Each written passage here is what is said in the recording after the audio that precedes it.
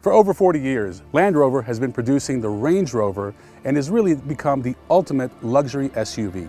This is the original one, which was actually started all the way back in 1970. The second generation is behind me. Today we have the third generation, but the all-new fourth generation is here, and we're going to drive it today, both on and off-road. This thing is beautiful. This thing is powerful. It drives well. I can tell you that after spending a full day with it, myself and the 28 other journalists that were here, we could not find one thing to complain about this vehicle. It starts at around $84,000. Great power, great amenities. Let's go explore it. With a median household income of well over $500,000, the typical Range Rover owner is not going to stay at a Hampton Inn. They're going to stay at a place like this exclusive Amangiri Resort in Utah at well over $1,000 a night.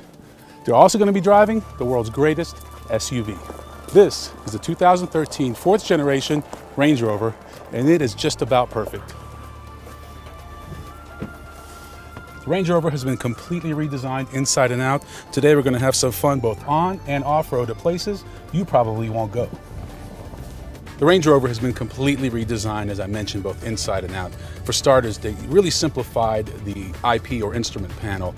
A lot fewer buttons, much more intuitive infotainment system, and it just works much better for the driver. The typical driver of this vehicle is not going to be going off-road, but it's nice to know that they can go off-road. It's all about having those capabilities at your fingertips. Under the hood, you have a 5-liter V8 engine, a normally aspirated option at 375. It's a standard engine. You also have the Supercharged, which is the upgraded engine at 510 horsepower, which I highly recommend if you're all about the power.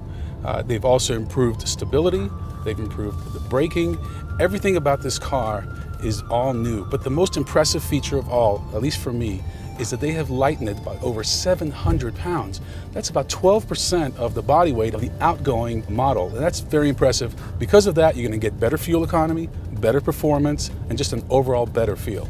For most of your daily driver, you'll have your Range Rover in auto mode, which is very capable. We had it off-road yesterday, no problem. But for those occasions you want a little bit more, you just push the auto button and you have several modes. This is called Terrain Response 2. It's an all-new system for Range Rover, and it's very impressive. Your first option is grass, gravel, and snow, which is just what it sounds like.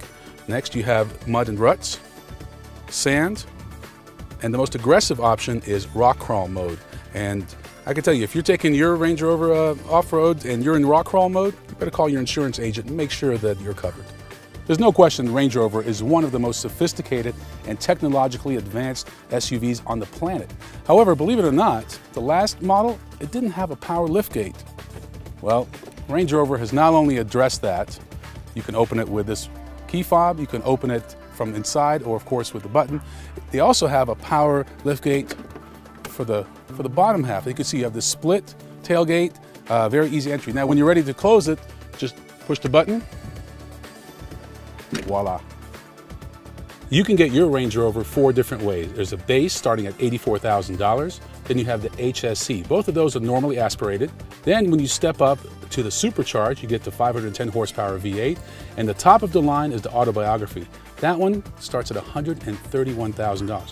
One of the unique things about the Autobiography is you don't have this seating for 5. You have captain's chairs. It's really designed for the executive, and it is the most premium SUV you can get. I think it's safe to say that Range Rover has really done their homework.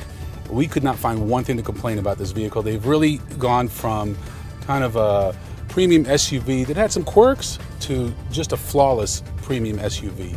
This thing just, no matter which level you get, it's just a brilliant vehicle. It drives great. It's easy to get in and out of, extremely roomy, extremely powerful, extremely capable. I don't know what else I could say other than if you can afford this Range Rover, go buy it. I wish I could.